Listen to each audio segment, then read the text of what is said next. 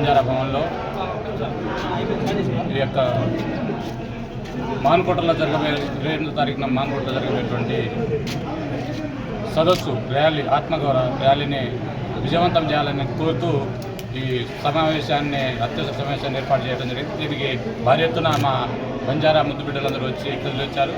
ఈ సమావేశం తరఫున మాన్కోటలో జరిగేటువంటి కార్యక్రమాన్ని విజయవంతం చేయడానికి ఈ భారతదేశ బంజారా డెవలప్మెంట్ కౌన్సిల్ జాతీయ కార్యదర్శిగా నేను పిలుపునిస్తా ఉన్నాను. అదేవిధంగా Telangana Gor Banjara happiness federation state ప్రెసిడెంట్గా జిల్లా నలుమూల నుంచి మా యొక్క సంఘం తరఫున అదేవిధంగా మా జాతి తరఫున అందరం కదిలొచ్చి ఈ యొక్క శాంతి ర్యాలీని ఆత్మగౌరవ ర్యాలీని విజయవంతం చేస్తామని చెప్పేసి ఈ సందర్భంగా తెలియజేస్తూ ముఖ్యంగా శాంతియుతంగా ఏదైతే మాకు రాజ్యాంగబద్ధంగా సంక్రమించినటువంటి రిజర్వేషనే కాదు అన్ని రకాలలో ఉన్నటువంటి హక్కుల్ని మేము సాధించుకునే దాంట్లో మా యొక్క బంజారా జాతి బిడ్డలమైనటువంటి తెలంగాణ రాష్ట్రంలో ఉన్నటువంటి బంజారాలందరూ కూడా ఏకతాటి మీదకి వచ్చి ఇప్పుడు సమేతమవుతూ ముందుకు వెళ్తా ఉన్నటువంటి సందర్భం ఉంది.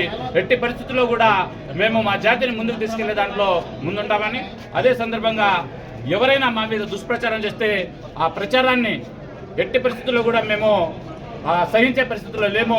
మమ్మల్ని దూషించడానికి ఎవరు సాహసం చేసినా కూడా వారికి తగిన మూల్యం చెల్లించుకునేటువంటి పరిస్థితి వస్తుందని చెప్పేసి ఈ సందర్భంగా మేము చెప్తున్నాం.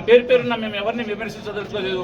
మా గోర్ బంజారా జాతిని, మా లంబాడి జాతిని ఎవరైతే విమర్శించి టార్గెట్ చేస్తున్నారో వారు మాత్రం చాలా జాగ్రత్తగా ఉండవలసిన అవసరం ఉంది అని చెప్పేసి ఈ సందర్భంగా తెలియజేస్తున్నాం. చివరిగా రేపు 28వ తారీఖున జరిగే మాన్కోట గర్జనని విజయవంతం చేస్తామని కోరుతున్నాం. జై శివలాల్, జై భారత్, జై భారత్ మాతకి.